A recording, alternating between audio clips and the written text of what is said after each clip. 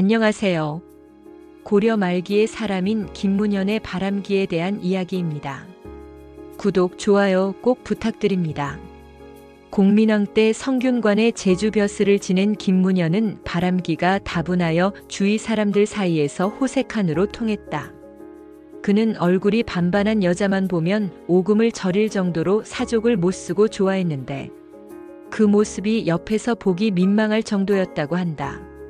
하루는 김문현이 볼 일이 있어 형 김군정의 집을 찾아갔다가 우연히 방문 앞에서 형이 친구와 함께 술을 마시며 자신의 얘기를 하는 것을 엿듣게 되었다. 자네 동생은 참으로 소문난 바람둥이 일세그려. 동생을 소문을 익히 들어 알고 있던 김군정이 다소 마땅찮은 표정으로 물었다.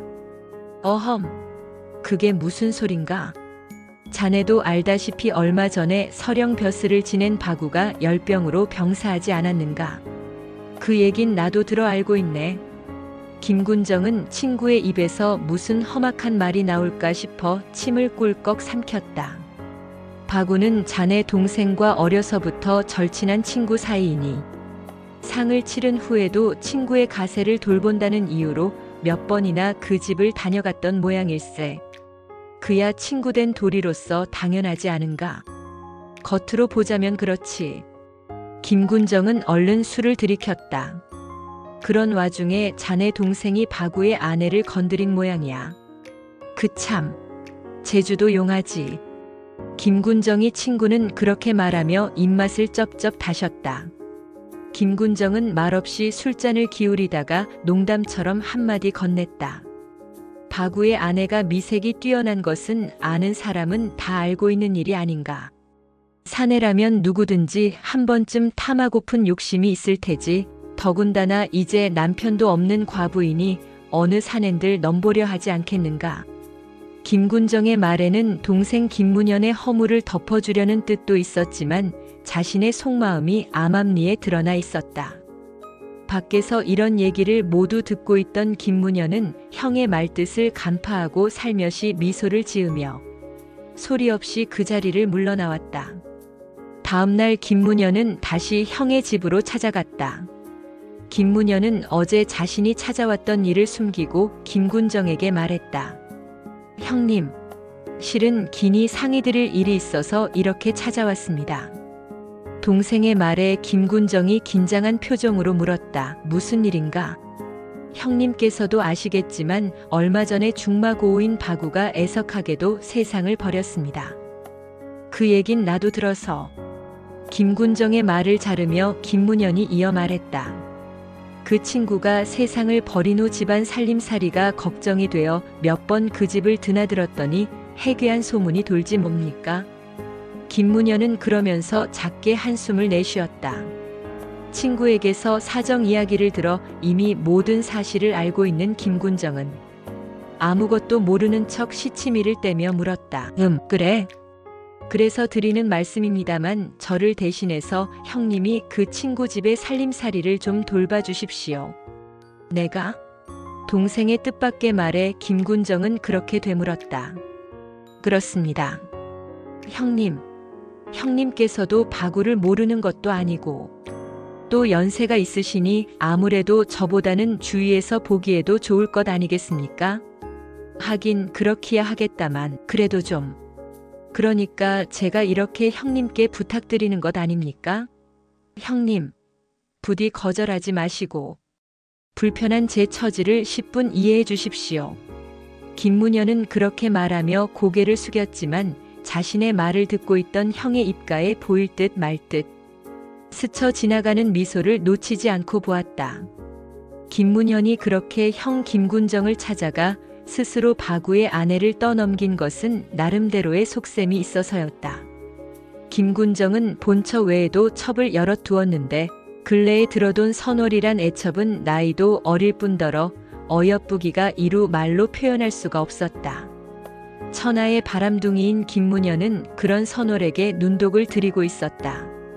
김문현은 선월을 처음 본 순간부터 은근히 속을 끓였지만 그래도 명색이 형의 첩이라 대놓고 접근하기가 힘들었던 것이다. 그런데 어제 김군정이 친구와 나누는 얘기를 엿듣고 나름대로 계책을 세운 것이 바로 바구의 아내를 형에게 떠넘겨 형이 바구의 아내에게 눈독을 들이는 틈을 타서 선호를 차지하려는 속셈이었던 것이다. 그것을 알 까닭이 없는 김군정은 동생의 말에 벌어진 입을 다물 줄 모르고 바구의 아내를 차지할 욕심에 싱글벙글 좋아했다. 며칠 후 김군정을 대궐에서 번을 서게 되었는데 그날따라 공영스레 선월의 모습이 눈앞에 아른거렸다. 몇 번이고 잠자리에서 몸을 뒤척이던 김군정은 도저히 끓어오르는 욕정을 참을 수가 없어 집에 급한 일이 생겼다는 핑계를 대고 대궐을 나와 선월의 집으로 향했다. 김군정은 선월을 품에 안을 생각에 빠르게 가는 걸음도 더딘 것만 같아 조급증이 일었다. 선월의 집에 당도한 김군정은 대문을 여는 하인에게 조용히 하라 하고 살금살금 선월의 방으로 향했다. 김군정은 자신이 대궐에서 번을 서느라 집에 들어오지 못할 줄 알고 있을 선월을 깜짝 놀래줄 심산이었던 것이다. 선월의 방 앞에 선 김군정은 조용히 마루 위로 걸음을 옮겼다. 선월의 방은 이미 불이 꺼져 있었다. 흥분되는 가슴을 억누르고 살며시 방문을 열려던 김군정은 방 안에서 희미하게 새어나오는 남녀의 신음소리에 그만 딱 멈춰섰다. 남녀의 신음소리는 희미했지만 격렬했고 둘 중 여인네의 소리는 분명 선월의 목소리임에 들림없었다. 부들부들 떨리는 온몸의 중심을 잡고 김군정은 기다란 심호흡을 했다. 그리고 천천히 선월의 이름을 불렀다. 선월아. 그 소리와 함께 방 안에서 흘러나오던 신음소리가 뚝 끊어지더니 이어 옷가지를 챙기는지 부산스러운 움직임이 느껴졌다. 선월아. 내가 왔다. 뭘 하는 게냐? 전신을 휘감는 사리를 간신히 제지하며 김군정은 낮은 목소리로 선월을 재차 불렀다. 그러나 방 안에서는 이제 아무 인기척도 느껴지지 않았다. 김군정이 헛기침을 두어 번 하고 방 안으로 들어가려는 찰나 갑자기 방문이 세차게 열리며 시커먼 그림자가 튀어나왔다. 김군정은 어둠 속에서 두 눈을 부릅뜨고 그림자의 생김새를 재빠르게 살폈다. 그림자는 뒤도 돌아보지 않고 냅다 마당을 가로질러 대문 쪽으로 달려갔다. 아니 저놈은. 김군정은 하인들을 부르지 않은 것을 다행이라고 생각했다. 어둠 속을 꽁지 빠지게 달려가는 그림자는 자신의 동생인 김문현이 분명했던 것이다. 김군정은 동생이 바구의 아내를 자신에게 넘긴 속셈을 알아차리고 마루에 털썩 주저앉았다. 기가 찰 노릇이구나. 저놈이 바구의 아내를 내게 넘긴 것이 선월이를 차지하려는 혹심에서였구나. 김군정은 동생의 속임수에 멋지게 속아 넘어간 자신이 한심스러운 듯 한참을 넋나간 사람처럼 자리에 주저앉아 있었다. 뜨거운 차 한 잔 마실 시간쯤 지났을까? 전신을 휘감든 사리가 가시고 분노로 들끓던 가슴속에 조금씩 허탈감이 자리 잡았다. 이어 김군정의 입가로 스멀스멀 웃음소리가 스며 나왔다. 웃음소리는 이내 어둠 속에 잠긴 집안의 정적을 깨며 허공으로 퍼져나갔다. 그 웃음소리는 마치 김군정 자신을 비웃는 것 같기도 했고 인간의 원초적인 욕정에 대한 허망함을 비웃는 것 같기도 했다. 시청해 주셔서 감사합니다. 즐거운 하루 되십시오.